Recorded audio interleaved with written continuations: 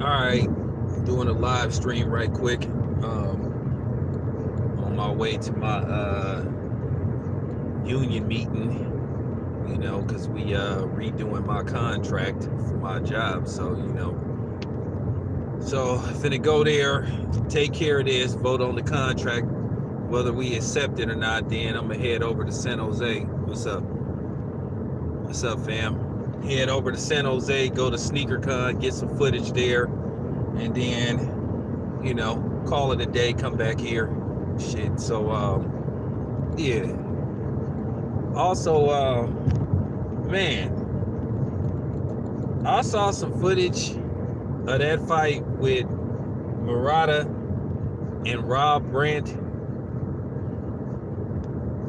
courtesy of CJ Goodfella. And I smell a rat.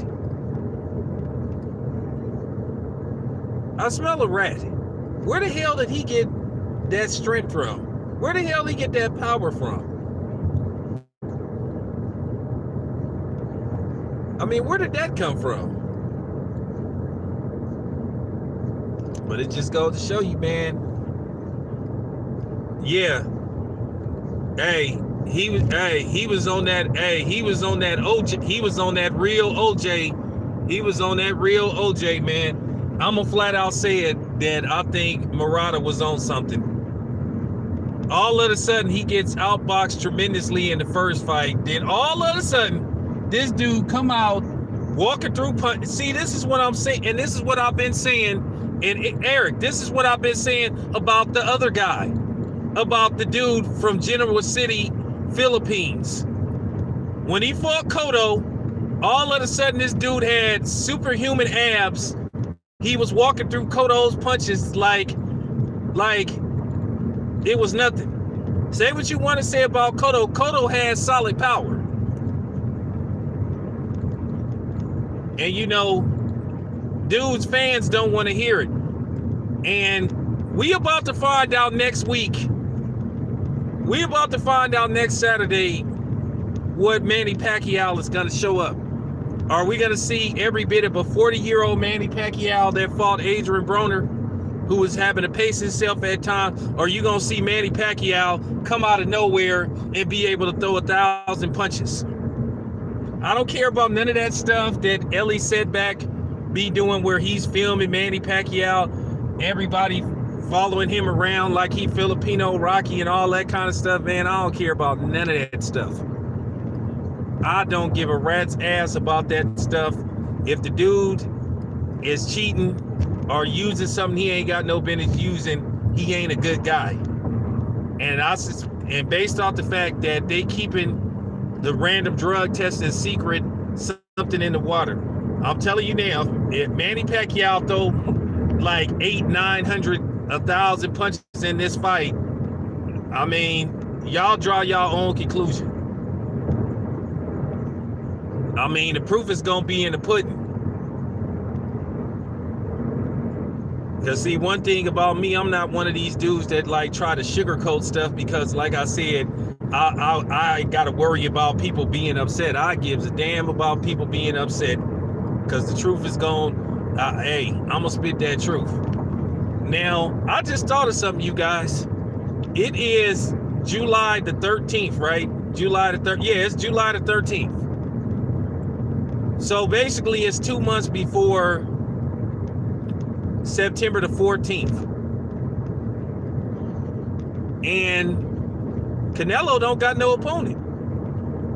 Straight up. And we all know when it comes to boxing, most fighters, when they fight in an actual fight, they got like a 8-week camp. Now, I don't know if Canelo is in pre-training or whatever the case may be. But, however, you would think Manny Pacquiao would have an opponent by now.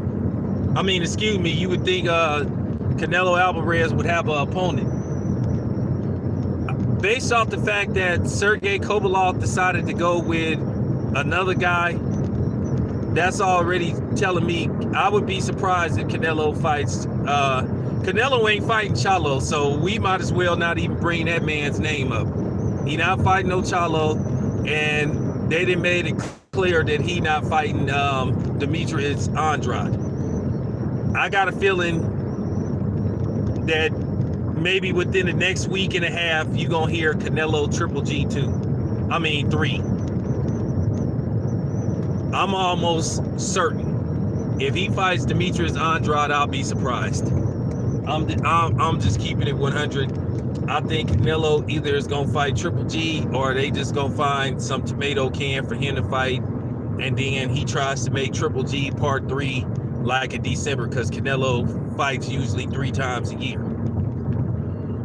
So I doubt very seriously if Demetrius Andrade is going to be the replacement opponent for I just doubt it.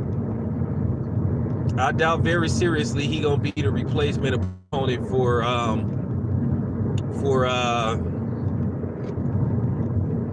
Sergey Kovalev. And Demetrius Andrade just fought like basically 2 weeks ago.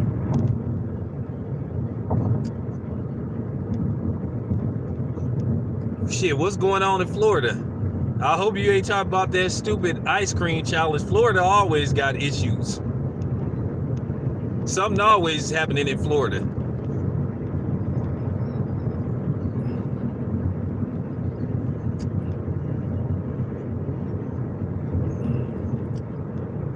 Hey, what's up? Yeah, man, just doing a quick live stream right quick. Like, get like 10 minutes in right quick, you know.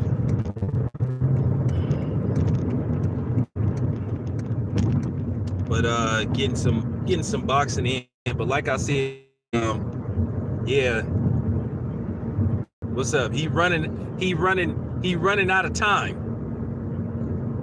Because the zone need a name so they can start trying to promote his next fight. So basically Canelo need an opponent probably within the next week and a half. He still could get a fight in, but you know, he need an opponent immediately, as they say.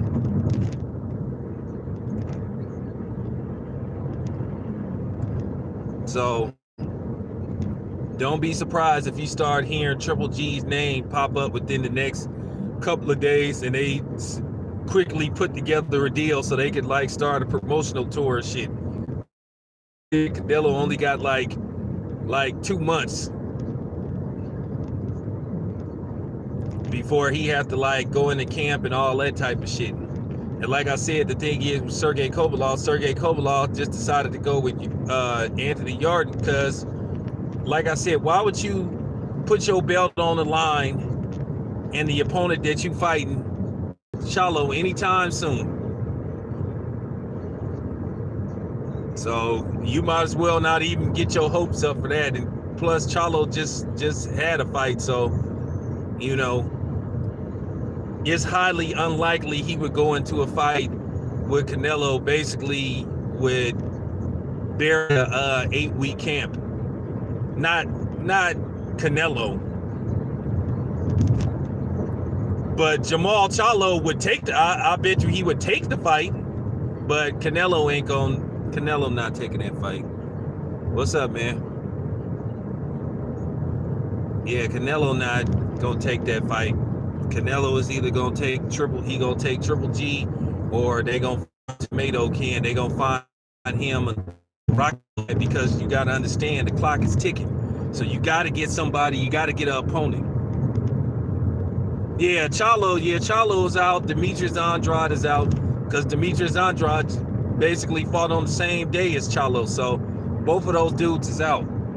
Those dudes not going. Demetrius Andrade is not going to take a fight with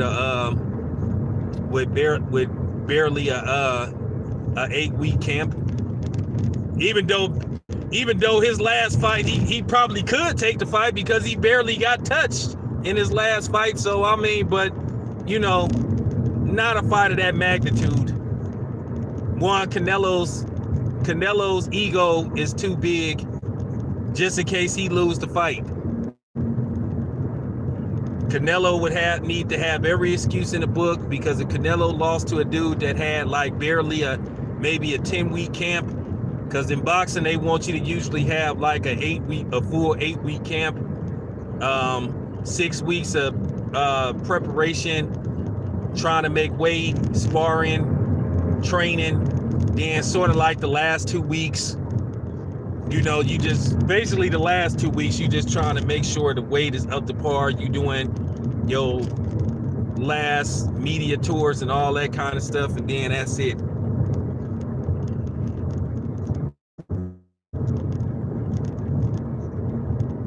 I think DAZN is going to be in trouble probably within the next year if they can't get no big fights.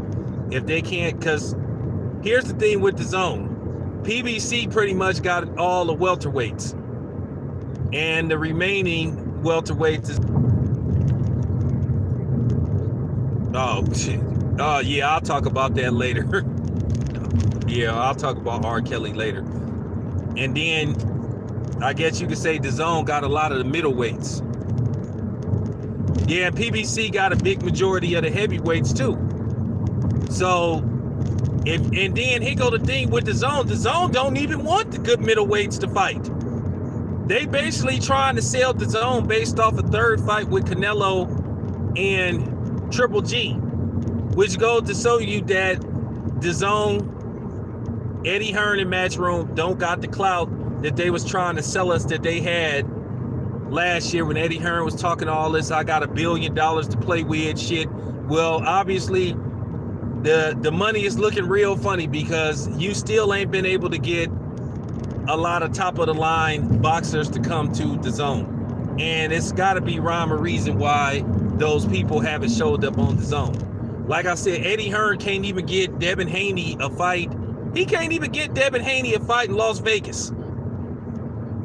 Why you think Eddie Hearn is staging all these fights like in these cities that usually don't hold boxing matches, like Kansas and fighting in the parking lot of Target and shit?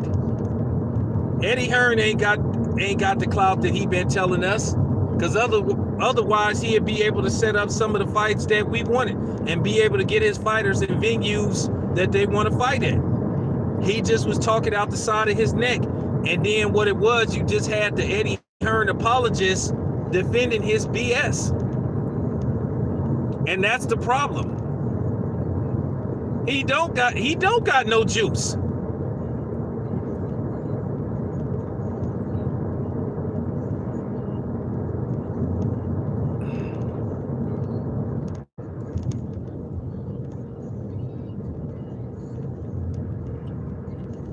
That's the funny part about Chicago. As big as Chicago is, as big as the city is, you would think Chicago would be an ideal location to have fights in. Chicago got stadiums after stadiums, but then that's the thing. Hey, what's up, Ronald? What's up? Yeah, so that's what I'm saying. Eddie Hearn be telling, you know what I'm saying? The thing is, Eddie Hearn don't get pressed like he should, man. I'm the only type of dude besides Cali Enigma that press Eddie Hearn. And see, now Eddie Hearn really gonna get pressed. You already see that the shit is falling apart with Eddie Hearn. The dude was drinking a Budweiser on camera after the Demetrius Andrade fight. He was drinking a Budweiser. He was drinking a beer because he knows shit is getting too real for him. Then another thing is, he don't control the narrative with Andy Ruiz. Andy Ruiz is like, no, I'm not fighting in the UK. It's gonna be in the States. Yeah, that's why he was drinking a beer and letting everybody see it, because because it's like Andy Ruiz is not gonna cooperate.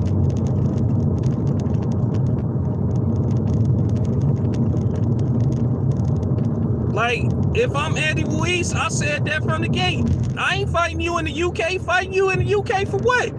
So Anthony Joshua can become AJ the Juice Man, so he can quarter pounder. Okay.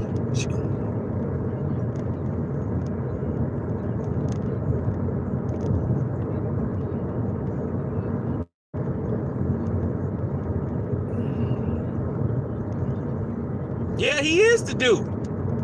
You ain't, like, for real. At the end of the day,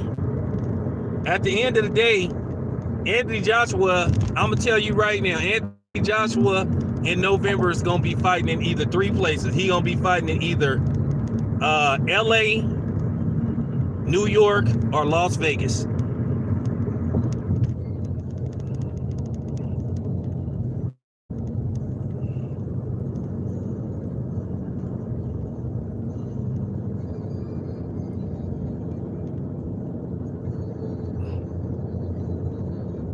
Oh yeah, man! I'm charging Eddie Hearn I'm charging Eddie Hearn out the yin yang. You gonna give me $20 million? You gonna pay? Man, the fight go. See, what y'all gotta understand is now Al Heyman is gonna step in. Probably what's gonna happen is this is gonna turn from a DAZN fight to possibly a PBC pay-per-view. They're gonna try to get it in the States. Instead of it being a DAZN fight, it's gonna be a PBC fight. Mark my words, and it'll be PBC pay-per-view. And people gonna buy it because they want to see what's gonna happen. It'll do solid numbers based off the fact that Andy Ruiz came out of nowhere and whooped on Anthony Joshua. People gonna say, well, let's see, can he do it again? I have an interest.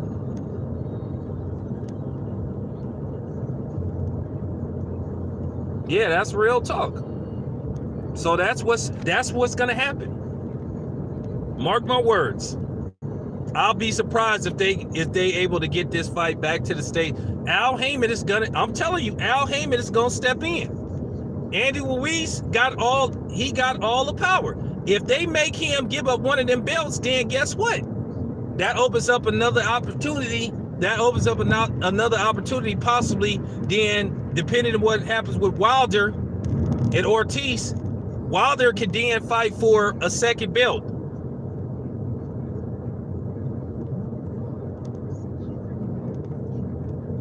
Or what they could do is, you know how boxing pulls their little tricks.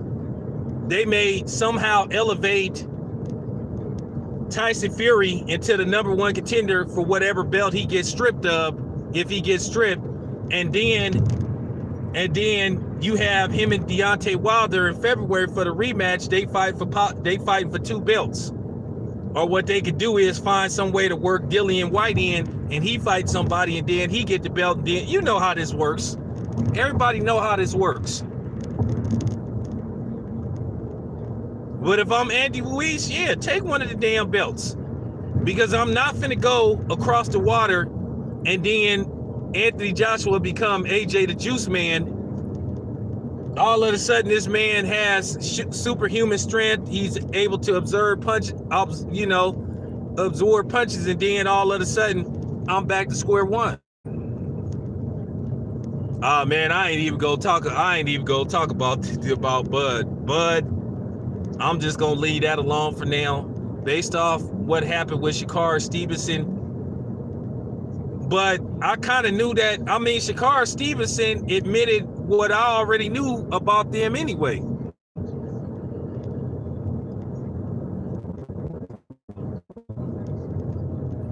Yeah, he gonna become AJ the Juice Man. So no, you gonna fight in the States. We gonna do. You notice how you notice how weak AJ's chin was the first time he take Vada test, and damn near every punch Ruiz landed hurt him. What's up?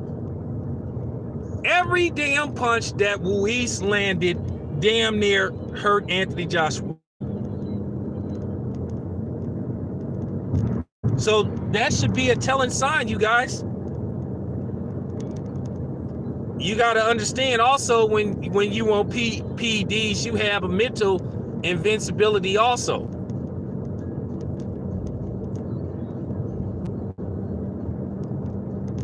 When you off that juice, you feel like nothing can hurt you and shit. For real.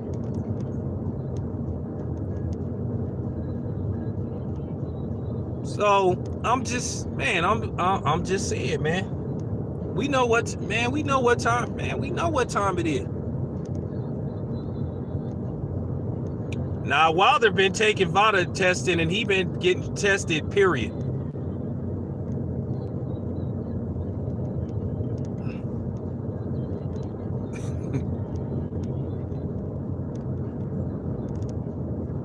Nah, they wanted to put that out there because of what happened with Povetkin. And see, that's what I'm saying.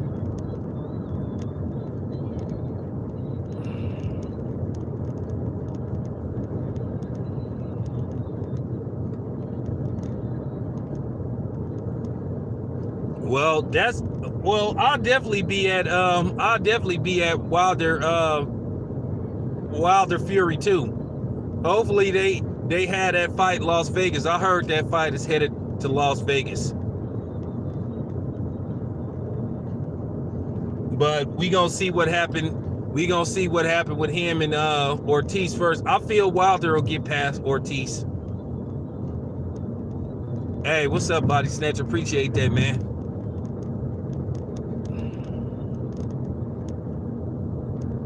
Well, if you want to see somebody that looked like they was clearly taking something, watch that Brant Murata fight. That dude, I'm sorry. Hell no, I ain't buying that.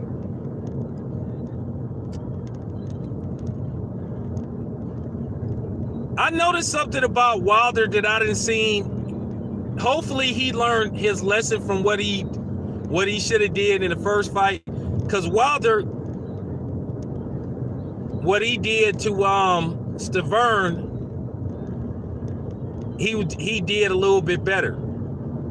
I watched Wilder versus Fury a lot, and I was just looking at that fight. I just keep saying, if Wilder had attacked the body the first like 3 or 4 rounds instead of head hunting, he would have had an easier time knocking out Tyson Fury. He would have broke him down. And that's what he got to do in the first. I know he wanted to get that marquee ideal knockout, but had he broke Tyson Fury's body down, man, had he broke Tyson Fury's body down in the first fight, by the 7th round, Tyson Fury would have been busted up. He probably would have broke Tyson Fury's ribs. Because that's what I'm gonna tell Wilder when I see him. I'm gonna tell Wilder in the rematch, instead of going upstairs, do what Andre Ward did with Sergey Kovalev. Attack the body. And then I think Wilder will be heavier too. Wilder come in at 230. I'm telling you, Tyson Fury gonna get his ass slept. I'm telling you. He gonna get slept, and people need to brace themselves for it. He gonna get slept. That's exactly what I'm gonna tell Wilder. The first 4 rounds, attack Tyson Fury's body. He's soft at the body. Hit him in the ribs, hit him in the chest, attack the body. Hit him in the, jab his ass in the shoulders. I would just like, that's a little trick Rocky Marciano used to do sometimes. Break down that body. And then, like after the 5th round, start picking them apart with jabs.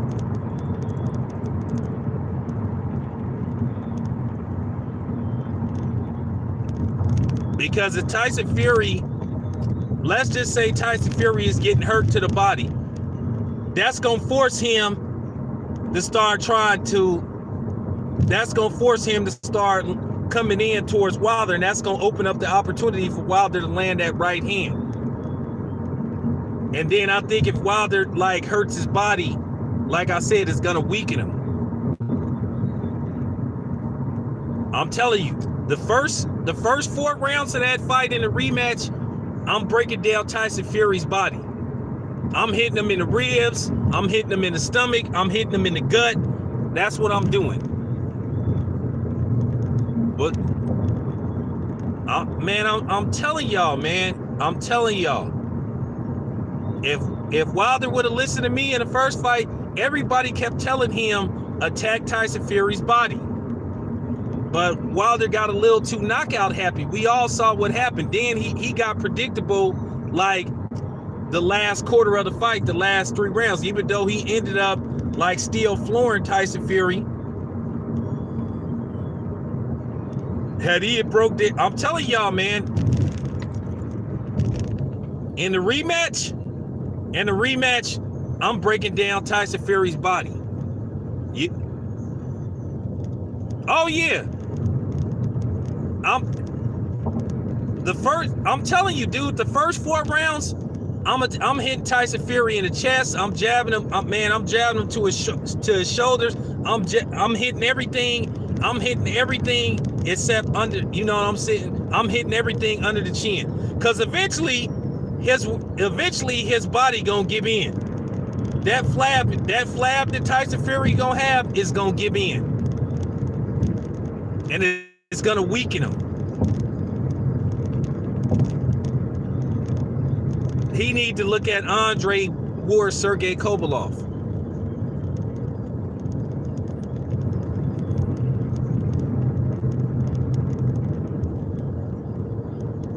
I think Wilder, I'm telling you, Wilder is going to fight much smarter.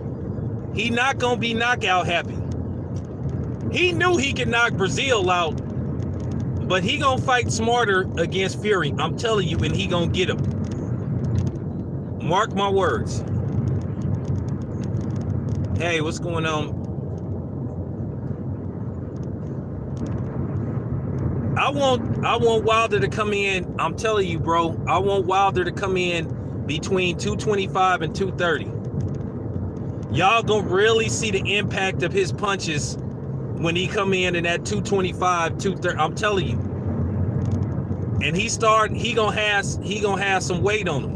And he gonna have the weight behind him. You really gonna see the impact what he gonna do to Tyson Fury's body. Y'all gonna be like, damn. I'm telling you. If I'm Wilder, I'm gonna try to break Tyson Fury's ribs. When he come with the feint, y'all, I'm throwing up the decoy double jab. I'm coming with the just to keep him at bay.